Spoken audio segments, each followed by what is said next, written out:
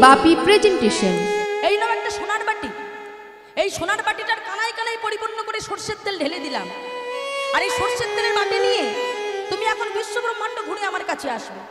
আর বিশ্বব্রহ্মাণ্ড ঘুরে যখন আমার কাছে আসবে, দেখো এক ফোঁটা তেল যেন মাটিতে না পড়ে, যেহেতু বাটিটার কানায় কানায় সরষের তেল রয়েছে। ও মায়েরা, নারদ কি করেছে? বিশ্বব্রহ্মাণ্ড ঘুরে কিন্তু এসেছে, এসে বলছে প্রভু ও ঠাকুর, ওই দেখো দেখো, আমি কিন্তু এক ফোঁটা তেল মাটিতে পড়তে দেইনি। ঠাকুর বলছে নারদ, এক ফোঁটা তেল যে মাটিতে পড়েনি সেটা আমিও জানি, কিন্তু প্রশ্ন হলো এটাই, ওই তেলের বাটিটা নিয়ে তুমি যখন ঘুরছিলে, তুমি বলো তো নারদ, তুমি ঠিক কবার আমার নাম করেছো? ও মায়েরা, নাম করেছে? কি তোমার নাম করেছে? নাম করতে তো ভুলে গেছে। বলে ও ঠাকুর, নাম করে যায়, তুমিই বলো। আরে বাবা, তেলের বাটিটা তো অল্প করে তেল দিলে তো হতো, তুমি এমন কানায় কানায় তেল দিয়েছো যে তেলের বাটি নিয়ে আমি একেবারে ঝালাপালা হয়ে গেছি। হ্যাঁ, ওই তেলের বাটি নিয়ে কোথায় স্বর্গ, কোথায় মর্ত, কোথায় পাতাল আমাকে ছুটতে হচ্ছে, আমি তো একবারে ঝালাপালা হয়ে গেছি। বলে শোনো নারদ, এটাই হলো উত্তর, এটাই হলো উত্তর। কেন? ওই কানায় কানায় পরিপূর্ণ সর্ষের তেলের বাটিটার মতো হলো এই সংসার। এই সংসারী জনেরা পিতামাতাকে দেখে, ছেলে মেয়ে আত্মীয় স্বজন সবার দিকে খেয়াল রেখেও দিনান্তে যদি একবার কৃষ্ণ নাম করে কাঁদে, তবে মনে রেখো নারদ, তারাই হলো আমার বড় ভক্ত। তাই মুকুন্দ, তুমি আর দেরি করো না, তুমি ফিরে যাও। তুমি আর দেরি করো না, তুমি ফিরে যাও। কারণ এই সংসারে গিয়ে তুমি নিয়ম মেনে সংসার করো। আর শোনো, তুমি তিনটে কাজ করবে বাড়ি গিয়ে। এক হলো তোমার সোনার গোপীনাথ, গোপীনাথের সেবা দেবে। আর তোমার হলো কবিরাজি চিকিৎসা। ও বাবা, কবিরাজি চিকিৎসাটা কেমন? আমরা অ্যালোপ্যাথিক দেখেছি, হোমিওপ্যাথিক দেখেছি। আর কবিরাজি চিকিৎসার মায়েরা কেমন? ওই যে শিকড় বাকড় পেটে মুখে রস দেয় না, ওইটা হলো কবিরাজি চিকিৎসা। ওই চিকিৎসা তুমি করবে। যাও, তুমি এবার বাড়ি ফিরে যাও, ফিরে যাও, ফিরে যাও শ্রীখণ্ডে, ফিরে যাও। উলুধ্বনি হরি বল। ফিরে যাও শ্রীখণ্ডে, ফিরে যাও মুকুন্দ, ফিরে যাও,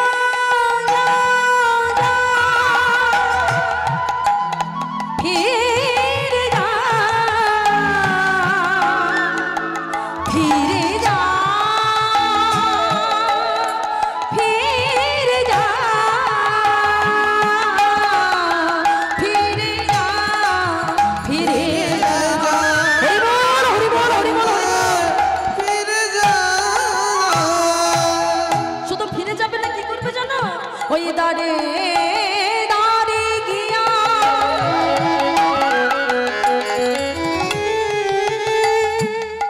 জীবের চরণে ধরিয়া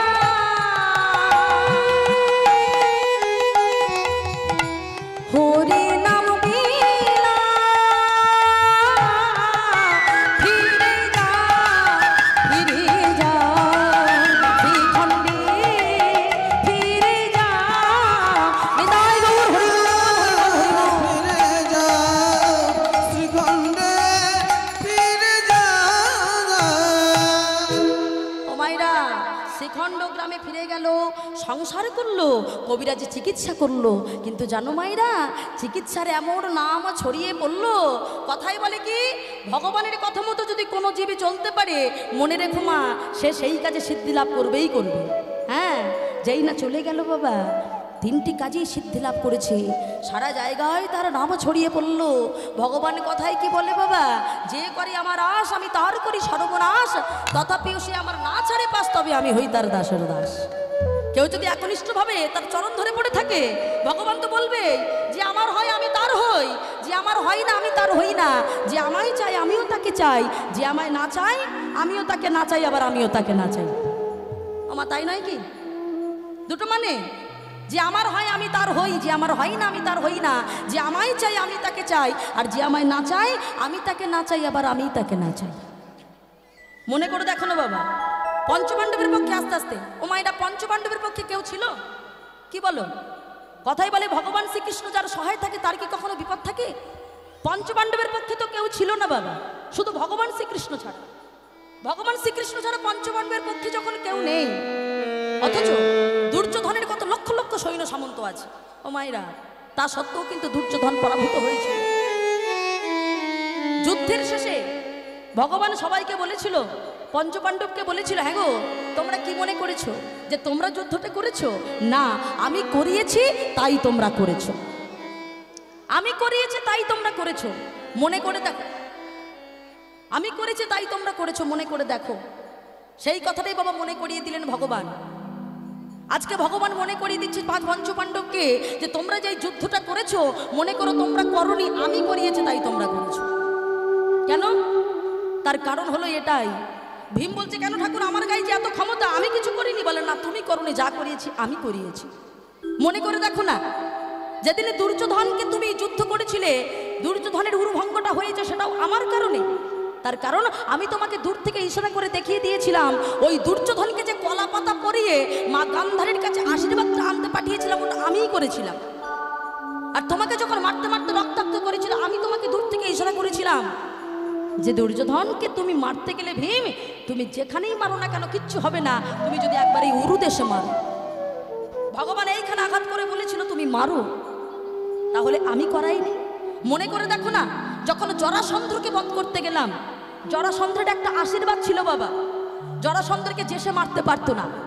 যখন জরাসন্ধের কাছে ভগবান ভীম অর্জুন গিয়েছে, জরাসন্ধ বলে বসলো আমি কারোর সঙ্গে না, আমি ভীমের সঙ্গে যুদ্ধ করব। আর ভীম সঙ্গে সঙ্গে বলে বসলো, যুদ্ধ যখন করবে আমার গায়ে এত ক্ষমতা, দেখিও আমার সঙ্গে পারে কিনা। ও বাবা কি হয়েছিল? যুদ্ধ যখন করছে আর পারছে না ভীম, জরাসন্ধের এত ক্ষমতা, ভগবান তাড়াতাড়ি করে ভীমের দিকে তাকিয়ে বললো, ভীম আমার দিকে তাকাও। কি করলো বাবা? মাটি থেকে একটা শুকনো কাঠি তুলে মাঝখান থেকে চিরে ফেলে দিয়েছে।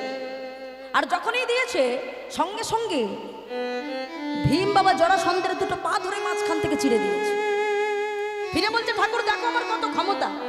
আর যেই বলেছে দেখো আমার কত ক্ষমতা, ভগবান বলছে তোমার কেমন ক্ষমতা তুমি নিজে দেখো, আমার দেখার দরকার নেই। আর যেই বাবা এবার পিছন ফিরে তাকিয়েছে, দেখলো যে জরাসন্ধকে মাঝখান থেকে চিরে দিয়েছে বাবা, সে জরাসন্ধ আবার জোড়া লেগে গেছে। বলে ঠাকুর এটা কি করে হলো? বলে ভুলটা আমি করিনি, ভুলটা তুমি করেছো। কেন না, তোমাদের ধৈর্যটা কম। তুমি আমার দিকে তাকিয়েছো কিন্তু তাকানোর মতো তাকাওনি। এই জগতের ভক্ত যেমন আমাকে ডাকে কিন্তু ডাকার মতো ডাকে না, তেমন তুমি আমার দিকে তাকিয়েছো, তাকানোর মতো তাকাওনি। আরে বাবা, আমি যখন কাঠিটা মাঝখান থেকে চিরেছিলাম তখন ডান দিকের কাঠিটা বাম দিকে দিয়েছিলাম আর বাম দিকের কাঠিটা ডান দিকে দিয়েছিলাম। কেন না, জরাসন্ধের আশীর্বাদ আছে। কেউ যদি তাকে মাঝখান থেকে চিরে দেয় সে আবার জোড়া লেগে যাবে, কিন্তু ডান দিকের পা যদি বাম দিকে দেওয়া হয় আর বাম দিকের পা যদি ডান দিকে দেওয়া হয় তাহলে কিন্তু আর জোড়া লাগবে না। হ্যাঁ, তাই ভগবান বললেন শোনো, আমি যার সহায় থাকি তার কি কখনো বিপদ থাকে? আজকে সেই কারিগর বাবা, আজকে সেই কারিগরের জন্য কিন্তু আমরা বাবা এখানে এই সুন্দর পৃথিবীতে আমরা জন্মগ্রহণ করেছি। হ্যাঁ, তা কারিগর বাবা আমরা ভাবি কত সুন্দর একটা বাড়ি করেছি, গাড়ি করেছি, আমরা ভাবি কত সুন্দর, আবার সুন্দর একটা বাড়ি তৈরি করেছি কত ডিজাইন করে। কিন্তু এই যে 14 তলা বাড়িটা ভগবান সাজিয়েছে, নাভি থেকে নিচের দিকে আমাদের 7টা তলা, অতল বিতল সুতল রসতল মহাতল তলতল পাতাল। আর নাভি থেকে উপরের দিকে আছে 7টা তলা, ভূ ভুবস মহাজন তপসত্ব। এই হলো মোট 14 তলা। এই 14 তলা বাড়িটাকে ভগবান নির্মাণ করেছে কেমন করে দেখো মায়েরা, মন দিয়ে শোনো, তাহলে তিনি কত বড় কারিগর বুঝতে পারবে। ও যে কারিগরি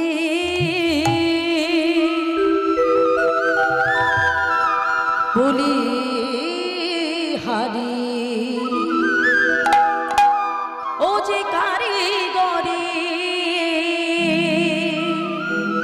বলি হারি, বলো সেই মিস্ত্রি কোথায় ঘর? ধন্য কারিগর বলো কে বানালো এমন ঘর? ধন্য কারিগর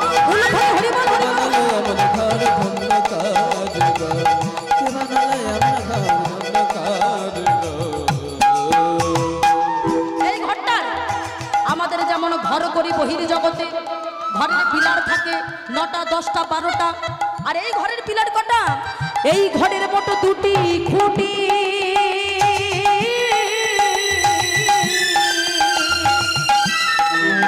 সে যে দেশ পরিপাটি বাঁধন ছাধন দড়ি দড়া 3.5 কোটি।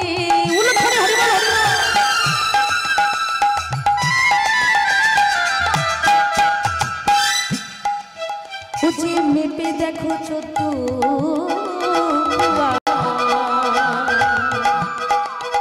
ও যে মেপে দেখো ও যে মেপে দেখো 14 আবার 14 ভুবনের ভিতর ধন্য কারিগর এই বানালো এমন ঘর ধন্য কারিগর এই বানালো এমন ঘর ধন্য কারিগর।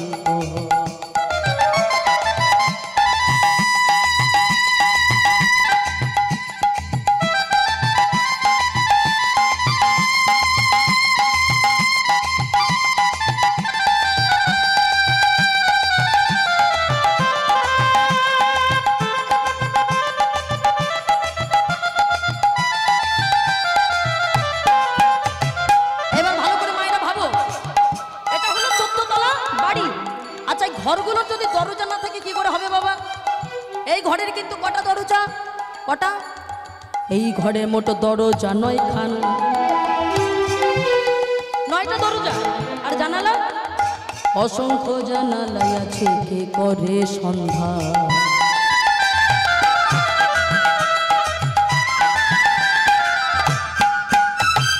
এই ঘরের মোটো 9টি দরজা। 9টি দরজা কোথায় বলে? কেন? 2টি চোখ, 2টি নাকের ছিদ্র, 2টি কান, মুখ, বায়ু, উপস্থ, এই হলো 9টি দরজা। বলে শুধু 9টি দরজা নয়, এই ঘরের আবার 10টি দরজাও আছে, সেটার সন্ধান আমরা জানি না। 10টা দরজা কোথায় বাবা? এই হলো ব্রহ্মতালু। ছোটবেলায় এই যে বাবা ব্রহ্মতালু আছে মাথার উপরে, তাই না? এই যে ছোটবেলায় আমরা যখন থাকি দেখবেন এই জায়গাটা দপদপ করে, মানে বোঝা যায়, হ্যাঁ। কিন্তু কখন আমরা বুঝতে পারি না, বলে যখন এই জায়গাটা মায়ার আস্তরণ পড়ে যায় ধীরে ধীরে, এই জায়গাটা কিন্তু দরজার বন্ধ হয়ে যায়। আর ওই মেন দরজায় ভগবান বসে বসে দেখে যে এই 9 দরজার ব্যবহার তোমরা ঠিক কেমন ভাবে করছো, আর এই দরজার সন্ধান তুমি কিভাবে পাবে? বলে যদি কোনদিন একেবারে কৃষ্ণ বলে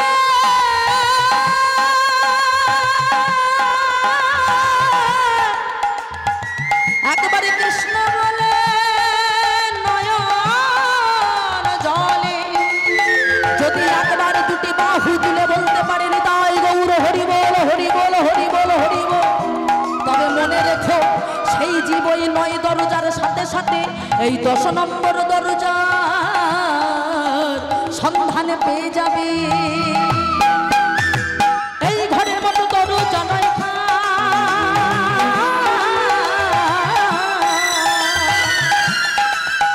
আবার অসংখ্য জানালা আছে,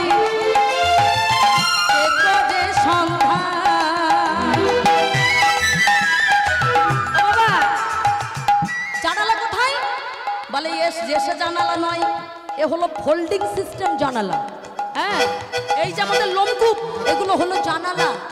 তবে তোমার দেহের ভিতরের জলগুলো এই জানালা দিয়ে বাইরে বেরোবে, কিন্তু ভিতরের জল হেজি, তুমি চাইলে ও ভিতরে ঢুকবে না। কেন? তার কারণ আমরা যখন পুকুরে নেবে বাবা স্নান করি, ভালো করে মনে করুন, পুকুরের জল কি দেহের ভিতরে ঢোকে? ঢোকে না। কিন্তু এই যে গরম পড়ছে দেখবেন দেহের ভিতরের যত জল সেগুলো এবার বাইরে বেরোতে থাকবে। এটা হলো ফোল্ডিং সিস্টেম জানালা। যখনই পুকুরে নামবে জানালা সাঁতার বাবা বন্ধ হয়ে যাবে। ভগবান কালী কেমন ভাবে তৈরি করেছে বাবা, কত বড় কারিগর দেখো, তাই না? তাই কি বলছে? এই ঘরের মতো দরজা নয়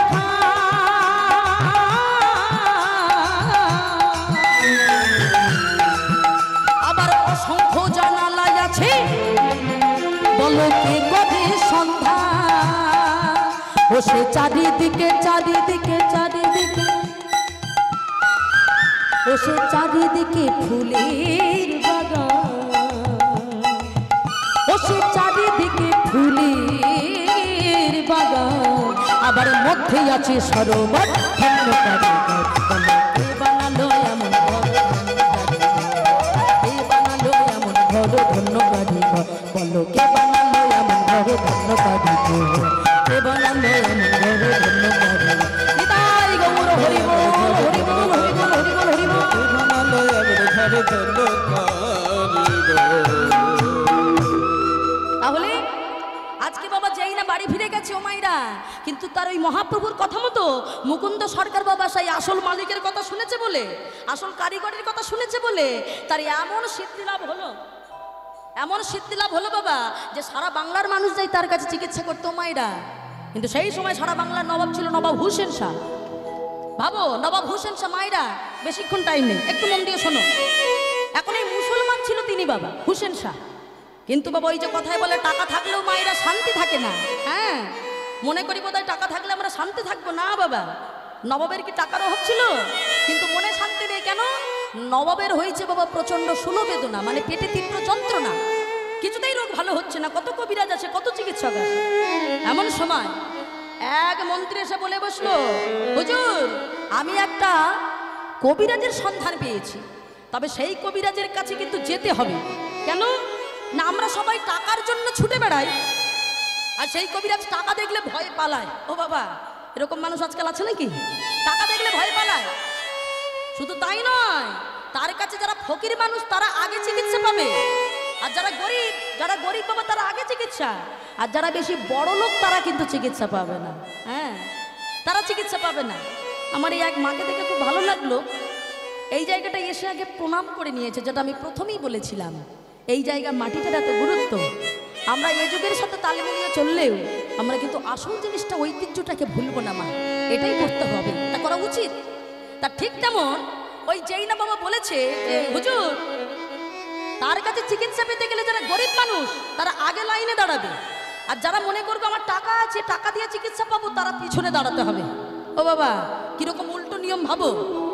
এখন নবাবের মনে মনে ভীষণ রাগ হয়েছে, আমি সারা বাংলার নবাব, অথচ সে কিনা আমার কাছে আসবে না চিকিৎসা করতে। ঠিক আছে, আমি দেখতে চাই কত বড় চিকিৎসক, আমিও ফকির সেজে যাব। হ্যাঁ, আর যদি রোগ না ভালো করতে পারে তবে বুঝিয়ে দেবো, ওই কবিরাজের একদিন কি আমার একদিন। ও বাবা, রাগ হয়ে গেছে নবাব, তো সারা বাংলার শাসন ভার তার হাতে, মুসলমান হলেও মাগো কত বড় ভক্ত দেখো। হ্যাঁ, ফকির সেজেছে, শ্রীখণ্ডের মাটিতে গেছে, সবার কাছে শুনতে পেল শ্রীখণ্ডের মাটিতে ওই যে বাড়ির সামনে দরজায় লাইন দিয়ে মানুষজন দাঁড়িয়ে থাকে আর হরিনাম ভেসে আসে, ওইটাই হলো শ্রীখণ্ডে মুকুন্দ কবিরাজের বাড়ি। গেল, গিয়ে দেখছে সত্যি একটা বাড়ির দরজার সামনে কত মানুষ, কেউ মুসলমান, কেউ হিন্দু, কেউ খ্রিস্টান, কিন্তু সবাই হাত জোর করে দাঁড়িয়ে আছে। আর ওই বাড়ির ভিতর থেকে একটা সুন্দর ধ্বনি ভেসে আসছে, ও মায়েরা, মুসলমান হলেও কতটা ভগবানের নাম ভালোবাসতে শোনো। দাঁড়িয়ে পড়লেন, তখনও কিন্তু মুকুন্দ সরকার চিকিৎসা শুরু করেনি। ও মায়েরা তখন সবে মাত্র তার চরণে পূজা করছে আর গানটা গাইছে, আমরাও সব মন দিয়ে শুনবো। মা আমার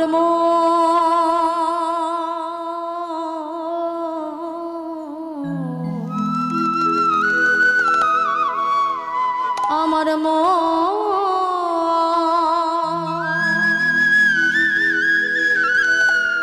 আমার মনো মন্দিরে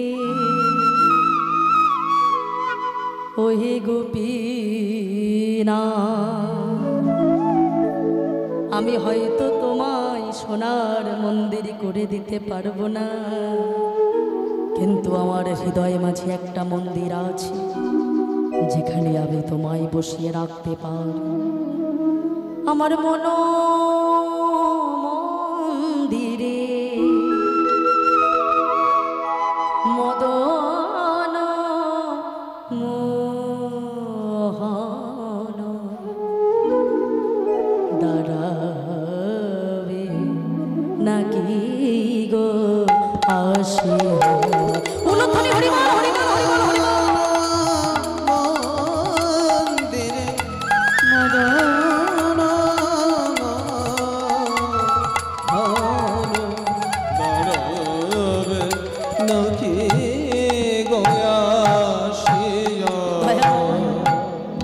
আমি তব নাম লই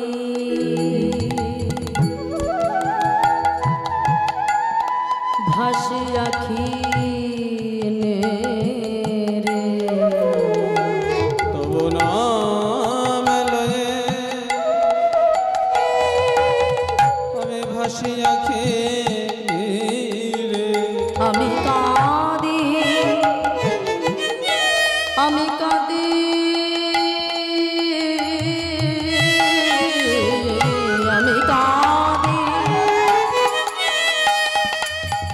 নিরজনে বসিয়া উলুধ্বনি হরিবল হরিবল হরিবল।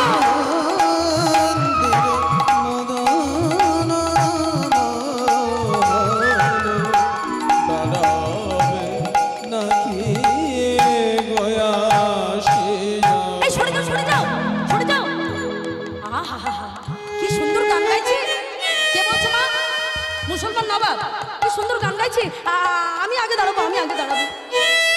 তখনও গাইছে কি গাইছে? ও গো দয়াময়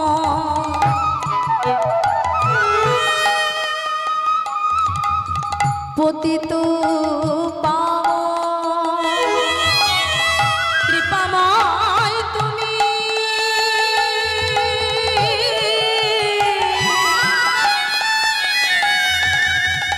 ভগত বৎসল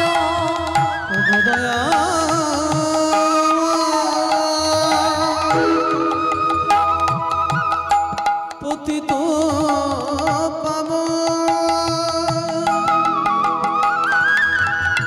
কৃপাময় তুমি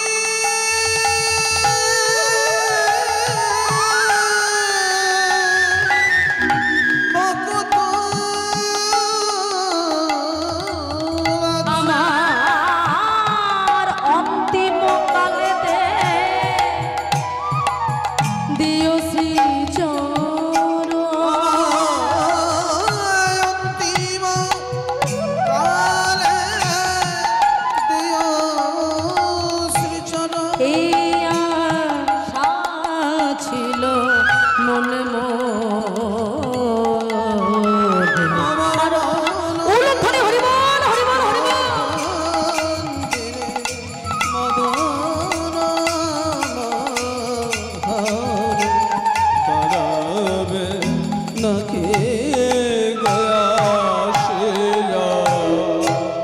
কি আছো? যে আগে গরিব সে আগে এসো, সে আগে আমার কাছে চিকিৎসা পাবে। ও মাইরা নবাব যিনি মুসলমান তিনি কি করেছে বাবা? গানটা শোনার জন্য বাবা সামনে গিয়ে দাঁড়িয়েছে। বাবা বাবা আমি আমি আমি সব থেকে গরিব, আমি ফকির মানুষ। ফকির? বাবা তোমার নাম কি? ও মাইরা কি বলবে? মনে মনে ভাবছে নামটা একটু ঘুরিয়ে বলি। বাবা আমার নাম হলো হুসেন ফকির। ও হুসেন ফকির? তা বাবা তোমার অসুবিধাটা কি? বাবা তোর পেটে খুব ব্যথা, কত চিকিৎসক দেখিয়েছি, কত কবিরাজ, রোগ ভালো হয় না, রোগ ভালো হচ্ছে না। জামাটা খোলো। হ্যাঁ জামাটা খোলো, জামাটা খুলে মাটিতে শুয়ে পড়ো। ও মাইরা নবাবের মনে মনে ভীষণ রাগ হচ্ছে। এটা একটা চিকিৎসা ছিঁড়ি হলো। হ্যাঁ আরে বাবা কবিরাজি চিকিৎসা কোথায় একটু শেকড় বাকড় বেটে মুখের মধ্যে রস দেবে, বলে কিনা মাটিতে শুয়ে পড়তে। মাটিতে শোবো, শুতে বলছো যখন শোবো। রোগ যদি ভালো না হয় আমার, তবে বুঝিয়ে দেবো ওই কবিরাজের একদিন কি আমার একদিন। আমি নবাব এখন বাবা যেই না জামাটা খুলে মাটিতে শুয়েছি, আর যেই না মাটিতে শুয়েছি হে কি কবিরাজ, কবিরাজ তোমার এই মাটিতে কি জাদু আছে নাকি গো? এই মাটিতে শুয়ে যেন আমার রোগগুলো কেমন চলে গেল, আমার যেন অর্ধেক রোগ ভালো হয়ে গেছে। অর্ধেক রোগ গেছে তো আর একটু ভালো হবে। ওরে কি আছিস, একটু গোপীনাথের প্রসাদ এনে দে। এই বলে গোপীনাথের প্রসাদ নিয়ে যেই না বাবা নবাবের মুখের মধ্যে দিয়েছে, আর প্রসাদ পাওয়া মাত্র সমস্ত রোগ দূরীভূত হয়ে গেছে, সমস্ত রোগ ভালো হয়ে গেছে। বলে বসলো না না না না, এত বড় কবিরাজ, এত বড় কবিরাজ তুমি, আমি তোমাকে এই গ্রামে আর ফেলে রাখতে পারবো না। কালকেই তুমি আমার সাথে ওই রাজধানীতে যাবে। ও মায়েরা কি করবে? এদিকে তার যে একটা বাসনা ছিল আমি যে যাব না, কিন্তু সেটা তো কিছু করার নেই, এখন যেতে হবে, কিছুই আর করার নেই। সারা রাত্রে ধরে মহাপ্রভুর ধ্যান করছে। প্রভু গো কোনোদিনই বলেছিলাম রাজা জমিদারের বাড়ি যাব না, এখন আমি কি করবো প্রভু তুমিই বলে দাও। স্বয়ং মহাপ্রভু দৈববাণী করলো, তুমি চিন্তা করো না, তুমি যাও, কিন্তু তোমার যখন আবার ভগবানের ইচ্ছা হবে তুমি আবারও ফিরে আসবে। ও মায়েরা ফিরে গেল, রাজধানীতে গেল, কিন্তু সেখানে গিয়ে কি করছে জানো? রাজধানীতে গিয়ে বলে বসলো, হুজুর আমি আপনার এখানে থাকবো ঠিকই, কিন্তু আমি আপনার ওই রাজপ্রাসাদে কিন্তু থাকবো না, আমার একটা ছোট্ট মাটির কুটির দরকার, ওই কুটিরে থাকবো আর আমি যেন এখানকার গরিব দুঃখীদের চিকিৎসা করতে পারি। ও মায়েরা সেই গরিব দুঃখীর চিকিৎসা করে আর সুন্দরভাবে ভজন গায়। তো একদিন বাবা সেই ভজন শুনবার জন্য কে যাচ্ছে জানো, যে মুসলমান নবাব দুজন প্রহরীকে নিয়ে যাচ্ছে, আর দুজন প্রহরী পাখার বাতাস দিতে দিতে যাচ্ছে বাবা। যেহেতু নবাব আর পাখা যেটা দিয়ে বাতাস করছে বাবা, সেটা কিন্তু ময়ূরের পুচ্ছ দ্বারা তৈরি। আর ঠিক এমন সময় গিয়ে নবাব দেখছে যে সুন্দরভাবে কিন্তু আজ ভগবানের ভজন গাইছে। আমরা কিন্তু স্বয়ং ভগবানের বাবা রূপের বর্ণনা শুনবো মায়েরা উলুধ্বনি করে। আমার কানসি বিনোদরা, আমার কানসি বিনোদরা, উলুধ্বনি হরিবা। আমার কানুষ বিনোদরা, আমার কানুষ বিনোদরা, ও তার বিনোদ চিকুরে বিনোদ বডিহা, তার বিনোদ চিকুরে বিনোদ বরিহা, আহাই উড়েছি বিনোদ রায়, কানুষি বিনোদ রায়, উলুধ্বনি হরিবল হরিবল। আমার কানুষ বিনোদরা, আমার কানুষ বিনোদরা। আরে বাবা, ও কবিরাজ, আমি নবাব এসেছি, আমার দিকে দেখো। ও মা, দেখবে কি গো, সে তো গানে মগ্ন, আবার গাইছে। বলি বিনোদ কপালে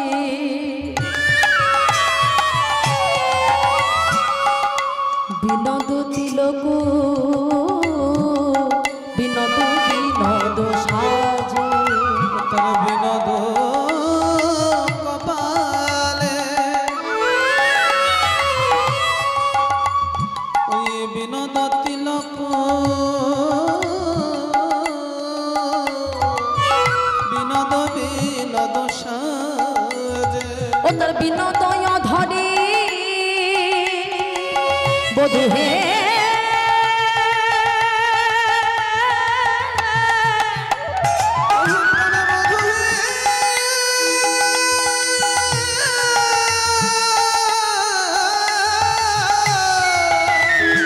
ও তার বিনোদয় ধরে বিনোদ মুরলী, বিনোদয়া ধরে বিনোদ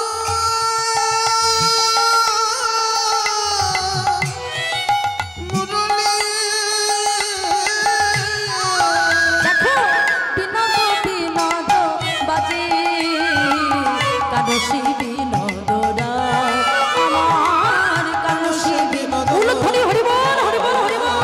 আমার কানুষ বিনোদরা। কবিরাজ, আমি কখন থেকে তোমাকে ডাকছি, তুমি কিছুতেই আমার ডাকে সাড়া দিচ্ছ না। ও মায়েরা, নবাবের প্রচন্ড রাগ হয়ে গেছে, এতক্ষণ ডাকছে সাড়া দিচ্ছে না। এখন যেই বাবা চিৎকার করে উঠেছে আর যেই না পিছন ফিরে দেখেছে, হঠাৎ দেখছে বাবা নবাবকে যে দুজনে হাওয়া করছিল মাগো ময়ূরের পুচ্ছ দ্বারা পাখা থেকে, ওই যেই না ময়ূরের পুচ্ছগুলো দেখেছে, দেখছে যতগুলি ময়ূরের পুচ্ছ ততগুলি কৃষ্ণ বদন আর থাকতে পারেনি।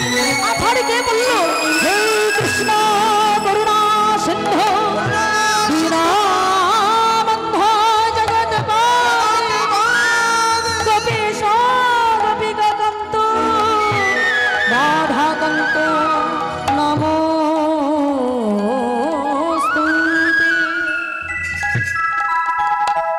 অজ্ঞান হয়ে মাটিতে পড়ে গেল। এ কি কবিরাজ, তুমি এমন অজ্ঞান হয়ে মাটিতে পড়ে গেলে কেন? কি হয়েছে তোমার? ও বাবা তাড়াতাড়ি জলের ছিটে দিয়ে তুলেছে। ও মায়েরা কেমন কথা বলছে দেখো। এদিকে বাবা যেই না জলে ছিটে দিয়ে তুলেছে, প্রশ্ন করছে তুমি অজ্ঞান হলে কেন? এদিকে মনে মনে কবিরাজ ভাবছে, আমি যে ওনার ময়ূরের পুচ্ছ থেকে যে কৃষ্ণবদন কথা মনে পড়ে গেল, আমি যে অজ্ঞান হয়ে গেলাম, এই কথাটা আমি যদি ওনাকে বলি, উনি তো মুসলমান, উনি তো আমার মনের ভাব না বুঝতে পেরে আমাকে অপমান করতে পারে। আর আমাকে অপমান করলে তাতে যে আমার গোবিন্দের অপমান হবে। না না না না, আমি একটু ঘুরিয়ে বলি, আসলে হুজুর আমি সবার রোগ ভালো করি, কিন্তু আমারও আসলে একটা রোগ আছে, সেটা হলো মৃগী রোগ, সেটা আমি ভালো করতে পারিনি। চুপ করো তুমি, তুমি আমাকে মিথ্যে বলছো। মনে রেখো, আমার একটা নিয়ম আছে, কেউ যদি আমার কাছে মিথ্যা কথা বলে আমি তার জিহ্বা ছেদন করি। কিন্তু তুমি যেহেতু আমার উপকার করেছো, আমার চিকিৎসা করেছো, সে সাজা আমি তোমায় দেব না। কিন্তু তুমি কি ভেবেছিলে যে আমি মুসলমান, তোমার মনের ভাব আমি বুঝবো না? শোনো, আমি যদি মানুষের মনের ভাবনা বুঝলাম তাহলে আমি নবাব হলাম কি করে?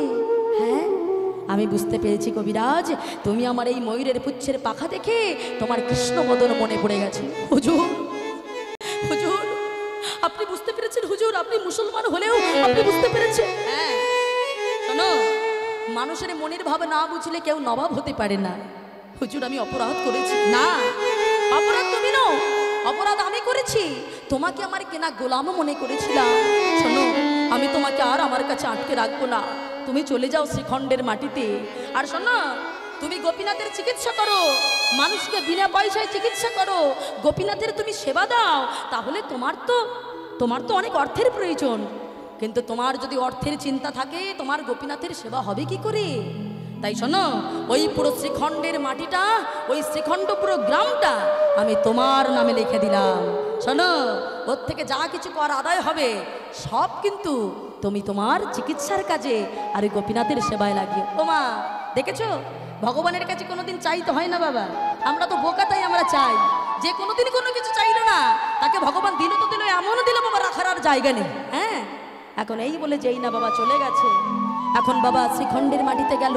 ও মায়েরা, এখন সবই ভালো চলছিল, কিছুদিনের মধ্যে একটা খারাপ সংবাদ হলো কি, সবার রোগ ভালো করলেও একজনের রোগ ভালো করতে পারলো না, সে হলো অনত্যা দেবী।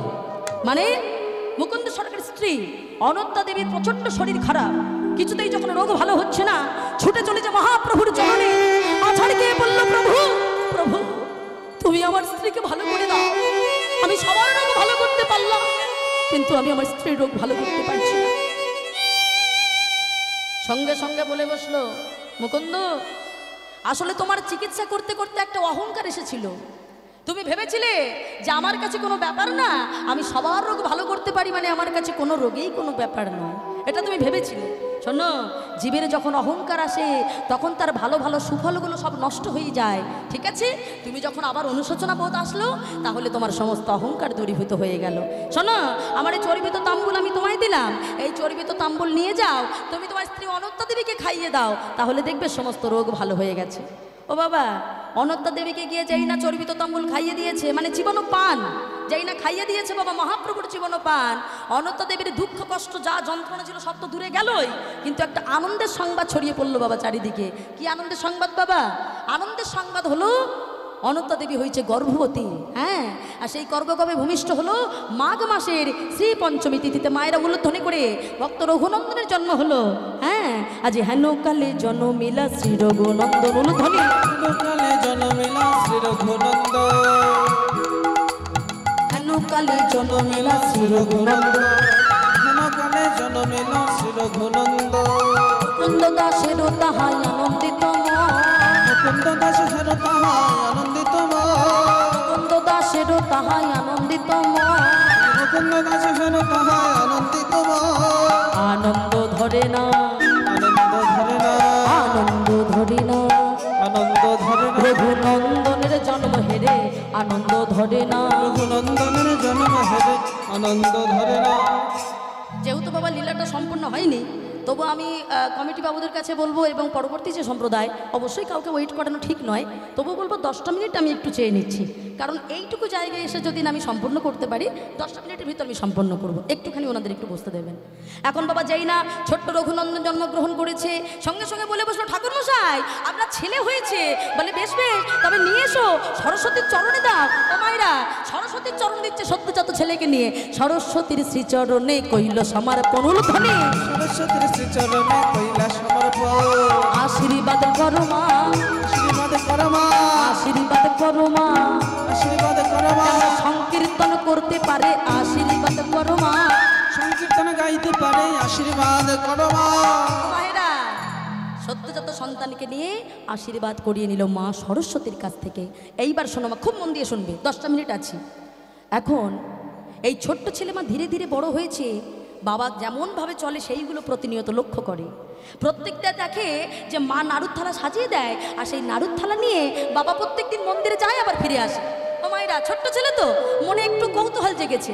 ও মা, মা, বাবা প্রত্যেকদিন ওই নাড়ুর থালা নিয়ে মন্দিরের মধ্যে যায় আবার ফিরে আনে, কেন গো ওই মন্দিরের মধ্যে কে আছে? এখন 5 বছর হয়নি বলে বাবা ছোট্ট রঘুনন্দনকে যেতে দেয় না। কেন বাবা? অনেক জায়গায় এখনো নিয়ম আছে, কারণ বাচ্চারা পায়খানা প্রস্রাবের নিয়ন্ত্রণ জানে না বলে 5 বছরের আগে মন্দিরে ঢুকতে দেওয়া হয় না। অনেক জায়গায় এখনো নিয়ম আছে। তা বলছে মায়ের শিক্ষা দেখুন, মায়েরা বলে বসলো, বাবা ওই মন্দিরের মধ্যে কে আছে জানিস বাবা? মন্দিরের মধ্যে আছে আমার আর এক ছেলে, যার নাম হলো গোপীনাথ, আর তুই হলি আমার রঘুনাথ। ও মা, মা, ওই ওই ওই যে দাদা, ওই গোপীনাথ দাদা, তুমি যে নাড়ুগুলো নিয়ে যাও, কিন্তু ওই নাড়ুগুলো খাই না কেন? মায়ের শিক্ষাটা দেখুন বাবা। বলে বসলো, বাবা তোর এই গোপীনাথ দাদাকে অনেক সেধে কেঁদে সেবা দিলে তবেই তোর ওই দাদার সেবা করে, তার আগে নয়। আচ্ছা মা, ওই যে মন্দিরের মধ্যে যে দাদা আমার আছে, ও দাদা কি আমার মতো গায়ের রংটা ফর্সা? না বাবা, তোর এই মন্দিরের মধ্যে যে দাদা আছে গোপীনাথ দাদা, ওর গায়ের রংটা তোর মতো ফর্সা নয়, গায়ের রংটা কালো, কিন্তু বাঁশিটা বাজায় খুব ভালো। ও বাবা, এতদিন শুধু তাকে দেখার বাসনা ছিল মায়েরা, এবার বাঁশি বাজানোটা শুনবো, এটা হচ্ছে মনের বাসনা। ধীরে ধীরে বাবা 5 বছর পরিপূর্ণ হয়ে গেল। যখন 5 বছর পরিপূর্ণ হয়ে গেছে, ঠিক এমন সময় একদিন মুকুন্দ সরকার সবেমাত্র বাবা গোবিন্দের চরণে একটি তুলসীপত্র দিয়েছে, আর এমন সময় দূর থেকে একটি ছোট্ট ছেলে এসে বলছে, কবিরাজ মশাই আপনি তাড়াতাড়ি চলুন, আমার বাবার চিকিৎসা করতে হবে, না হলে আমার বাবা মারা যাবে। কবিরাজ মশাই আপনি এক্ষুনি চলুন। মনে মনে ভাবছে, সর্বনাশ, আমি এখন কি করি? হে গোপীনাথ, একদিকে তোমার সেবা, একদিকে জীবের সেবা, এবার আমি কি করি? হঠাৎ করে বাবা দূর থেকে দেখতে পেয়েছে ছোট্ট রঘুনন্দন দাঁড়িয়ে আছে। ও বাবা এখানে আয় তো বাবা, এখানে আয়। মনে মনে ভাবছে, আমার রঘুর তো 5 বছর পূর্ণ হয়ে গেছে, তাহলে আমার রঘু পূজা দিতে পারবে। নাড়ুর থালাটা হাতে দিয়েছে। ও বাবা, বাবা জানা বাবা, এই ছেলেটার বাবা চিকিৎসা করতে না গেলে ওর বাবা মারা যাবে। ও বাবা আজকের দিনটা তুই অন্তত গোপীনাথের পূজা দিয়ে আয়। ও বাবা আমি যাব না। কেন? তুমি যখন দরজা বন্ধ করে পূজা দাও না, আমি কান পেতে শুনেছি তুমি কত মন্তর বলো। আমি তো মন্তর জানি না। কি বললে? মন্তর? আচ্ছা মন্তর কথাটা বারবার বল দেখি, বারবার উচ্চারণ কর। কেন? মন্তর মন্তর মন্তর মন্তর মন, তোর মন, তোর মন। ওরে রঘু রে, তোর মনও যদি ঠিক থাকে তাহলে তোর মন্তরের কি বা প্রয়োজন? যা যা যা। এই বলে বাবা নাড়ুর থালা নিয়ে যাই না দরজা খুলেছি। কতদিনের আকাঙ্ক্ষা ছিল গোপীনাথ দাদাকে দেখবে। ধীরে ধীরে দরজা খুলে ভিতরে প্রবেশ করেছে। গিয়ে দেখছে দাদা আমার হাতে ত্রিভঙ্গ ভঙ্গি ওঠামে দাঁড়িয়ে আছে। ও দাদা, এতদিন কোনোদিন আসতে পারিনি, আজকে সুযোগ পেয়েছি। ও দাদা তুমি নাড়ু খাবে না? গোপীনাথ, গোপীনাথ নাও, নাড়ু খাও। কি হলো? নাড়ু সেবা করো। ও মা মন্তর তো জানে না, শুধু ওটাই বলছে নাড়ু সেবা করো, নাড়ু সেবা করো, করছে না। ও নাড়ু সেবা করবে কি করে? কারণ মাথায় যদি ওরকম একটা ভারী চূড়া থাকে কেউ খেতে পারে? মায়েরা ধীরে ধীরে চূড়াটা খুলেছে, বাঁশিটাও খুলেছে। আচ্ছা তুমি যে হাত দিয়ে নাড়ু খাবে সেই হাতে তো বাঁশি থাকার প্রয়োজন নেই, বাঁশিটাও নামিয়ে রেখেছে। আর যেই না বাঁশিটাও নামিয়ে রেখেছে, কি গো আসছো না কেন? যেই আসছে না রাগে তো ধান্বিত হয়ে নিজের মাথাটা নিয়ে ওই গোপীনাথের পাথরের চরণে, গোপীনাথ, গোপীনাথ, গোপীনাথ, ওহি গোপীনাথ নাড়ু খা, ওহে গোপীনাথ নাড়ু খা। গোপীনাথ এই বলে যখনই বাবা ওই মাথাটা ঢুকছে, সারা মন্দির রক্তে লাল হয়ে গেল। আর যেই না লাল হয়ে গেল, আর কি ভগবান থাকতে পারে? ওই পাথরের গোপীনাথের ভিতর থেকে হাত দুটি বার করে দিয়ে বলছে, রঘু,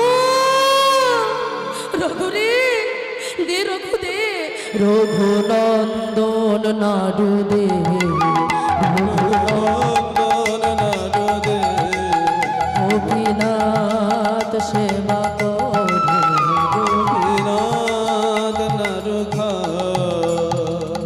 এমন ভাবে যখন নাড়ু দিয়ে বলেছে, এখনো নাড়ুটা তো বাবা ভক্ষণ হলো। নাড়ুটা যখন বাবা ভগবান এসেছে ভগবানকে নিজে হাতে খাইয়ে দিল, কিন্তু ভগবান বলল, হ্যাঁ রে রঘুরে, তুই আমাকে যে নাড়ু খাওয়ালি, কিন্তু এখন যদি তোকে না খাওয়াই সেটা হয় কি করে? বলে বাবা সব নাড়ুগুলো ভগবান খেলেও আর একটু নাড়ু নিয়ে কিন্তু ওই রঘুর মুখে দিল। হ্যাঁ, আর যেন রঘুর মুখে দিয়েছে বাবা, নাড়ুর থালা নিয়ে বাইরে এসেছে। মা অনন্ত দেবী জিজ্ঞাসা করছে, কিরে ও রঘু, তোর এই নাড়ুর থালায় নাড়ু কোথায়? বলছে, মা সব কিন্তু ওই তোমার গোপীনাথ খেয়েছে। বলে, হাকর। এখন যেই বাবা হা করেছে ধরা পড়ে গেছে, ধরা পড়ে গেছে, কারণ ওই সব গোপীনাথ খেলেও একটা তো খাইয়ে দিয়েছে। বলে, তুই মিথ্যে বলতে শিখেছিস। কিন্তু মুকুন্দ সরকার যখন বাবা ফিরে এসেছে, কথাটা শুনে মনে মনে ভাবলো, আমার ছেলে নিশ্চয়ই মিথ্যে বলেনি, আমি প্রমাণ করতে চাই, দেখি মিথ্যে বলেছে কি সত্যি বলেছে। পরের দিন বাবা আবার নাড়ুর থালা সাজিয়ে বলছে, ও বাবা আজকের দিনটা অন্তত তুই নাড়ুটা সেবা দিয়ে আয়। ও বাবা আর কোনোদিন বলবো না, তবে শোন বাবা, তুই কিন্তু আজকে দরজা ভিতর থেকে বন্ধ করবি, মানে ভিজিয়ে দিবি, কিন্তু বন্ধ করবি না। ছোট্ট রঘুনন্দন আবার গেছে, গিয়ে বলছে, ও দাদা দাদা নাড়ু খাও, আজকের দিনটা এসেছে। কিছুতেই যখন খাচ্ছে না, বলে বসলো, বেশ আজকেও তবে তোমার চরণে মাথা ঠুকবো। এই বলে যখন মাথাটা ঠুকছে, সারা মন্দির রক্তে লাল হয়ে গেল। ও মায়েরা, কিন্তু ভগবান আসছে না, আসবে কি করে গো? কারণ দরজার বাইরে তো মুকুন্দ সরকার দাঁড়িয়ে আছে দেখবে বলে। মুকুন্দ সরকার কান পেতে দাঁড়িয়ে আছে, দেখি দরজার ভিতরে কি হচ্ছে। হ্যাঁ, ভগবান যখন আসছে না, এইবার বলে বসলো, তুমি আসবে না যখন, দেখো এবার তুমি না এসে কি করে থাকতে পারো। এই বলে মন্দিরের যে জলচৌকি ছিল ওর থেকে সমস্ত পুঁথিগুলো নামিয়ে ভগবানের গোপীনাথের গলার যে ওড়না একটা দিক খুলে নিয়েছে, নিয়ে ওই জল চৌকির উপরে দাঁড়িয়ে কড়িকাঠির গায়ে বেঁধে গলায় একটা ফাঁস দিয়েছে, দেখি এবার তুমি আসতে পারো কিনা। এই বলে যেই না বাবা গলায় ফাঁস দিয়ে মরতে যাবে, এমন সময় ভগবান ওই বেদের উপর থেকে ছুটে আসতে, ওরে রঘু, রঘু রে তুই মরিস না রঘু, আমি তোর কাছে এসেছি। ও বাবা ভগবান এসেছে, ধরেছে, ধরেছে কোথায় জানো? একেবারে রঘুর চরণখানি জড়িয়ে ধরেছে। ওরে রঘু তুই নাম। বলে, না আমি নামতে পারি, আগে ওই নাড়ুগুলো তোমাকে বসে বসে খেতে হবে, তারপরে আমি নামবো। এখন বাবা যেই না বলছে, আমি খাচ্ছি খাচ্ছি, তুই মরিস না রঘু। একটি নাড়ু নিয়ে অর্ধেকটা মুখের মধ্যে আর অর্ধেকটা যেই মা হাতে নিয়েছে, দরজার বাইরে থেকে মুকুন্দ সরকার শুনতে পেল কেউ যেন ভিতরে কথা বলছে। আর যেই না দরজা খুলেছে, আমি কি দেখছি, যে গোপীনাথ আমার ত্রিভঙ্গ ভঙ্গিম থামেছিল, সেই গোপীনাথের হাতে কিনা অর্ধেক নাড়ু, অর্ধেক মুখের মধ্যে, কিন্তু পাথর আমি তো দেখতে পাচ্ছি না। এমন সময় দৈববাণী হলো, রঘু তুমি তোমার যে নয়নের বিকাশ ঘটেছে, তোমার বাবার এখনো তা হয়নি, তুমি তোমার বাবার অঙ্গ পরশ করো, তবেই তোমার বাবা দেখতে পাবে। যেই না রঘুনন্দন মুকুন্দ সরকার অঙ্গ পরশ করেছে, দেখতে পেল এক এক করে গোপীনাথ আমার নাড়ু সেবা করছে। আর যেই না দেখতে পেল অগ্নি আছাড় খেয়ে ফেলল, হে কৃষ্ণ করুণা সিন্ধু দীনবন্ধু জগৎপতি গোপেশ গোপিকাকান্ত রাধাকান্ত নমস্তুতে।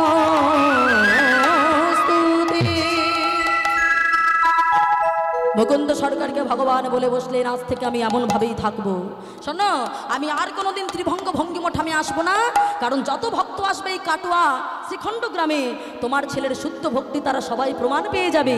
জোর ভক্তির জোরে আমি অর্ধনাড়ু হাতে নিয়ে এখনো বসে আছি। মায়েরা ঘুরে আসবেন, দেখে আসবেন। যাকে একটু তাড়াহুড়ো করে সমাপ্ত হলো, মায়েরা একটু উলুধ্বনি করে সবাই মিলে, অদ্ভুত শ্রীখণ্ডপুরে অর্ধনাড়ু আছে কবে, শ্রীখণ্ডপুরে অর্ধনাড়ু আছে কবে, শ্রীখণ্ডপুরে অর্ধনাড়ু আছে কবে, শ্রীখণ্ডপুরে অর্ধনাড়ু আছে কবে। দেখে যত ভাগ্যবান জনে, দেখে যত ভাগ্যবান জন, উলুধ্বনি হরিবল হরিবল হরিবল। ভগবান জনে,